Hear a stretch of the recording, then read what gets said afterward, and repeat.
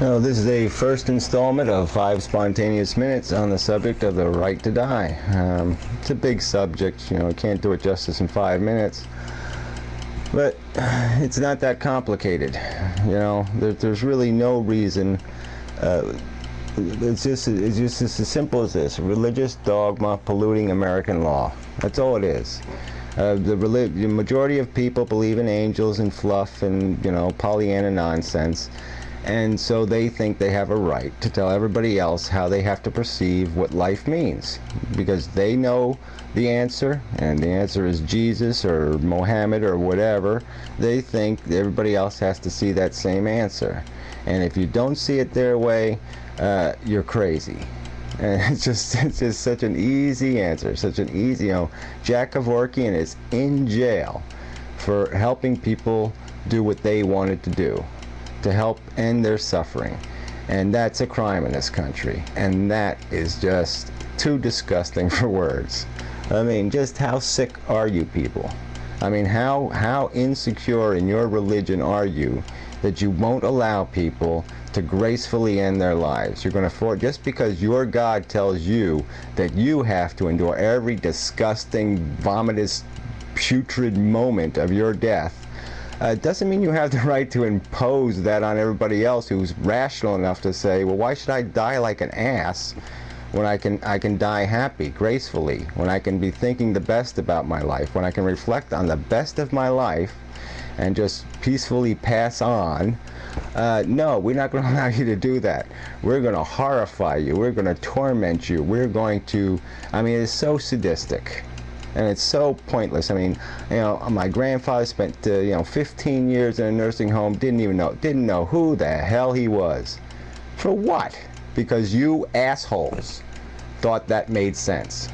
You decided to waste preposterous amount of money, taxpayer money, to keep a person alive, didn't even know who he was. It's just stupid, idiotic, moronic, disgusting. There's no words for this. You think you're being moral and ethical? Oh, forget about it. If I was God, boy, would you be smited. Because you make no sense at all. Imposing unnecessary suffering is like the commandment.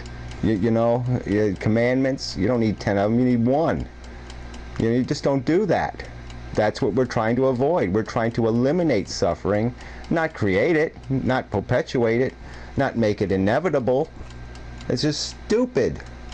My own existence is an example. I haven't wanted to be here for 40 years. Okay? Because by my standards, yeah, this is just a maggot-infested blue ball hurling through space. We're just these need-filled, greedy, selfish, pieces of shit. Every living thing. Yeah, okay, subjective beauty, all this stuff. Yes, of course I can appreciate that. I am alive. I do feel. But that's not the point. The point is we're just driven by need. Take away the need, and what's the point? There is none. So you want to invest in this? That's your business. But for people who don't want the investment, who people just want to say, well, look, it's your game. You want to play it, you go ahead and play it. Okay? It's a little too high stakes for me. Price is too high.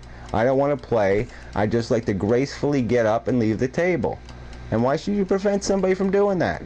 Instead, you sit there and say, well, no, take a gun and blow your brains out, or, slit your wrists, or put a bag over your head and suffocate yourself, or some other nonsense.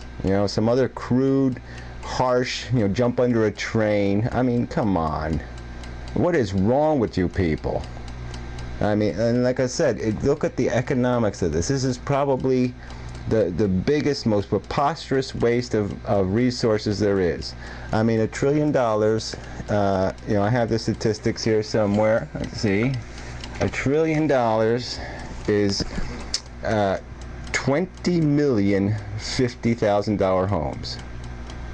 So you go ahead and justify that. You go ahead and tell me, and we waste more than $1 trillion. Well, maybe it's, I don't know how many billion a year, maybe 300 billion a year.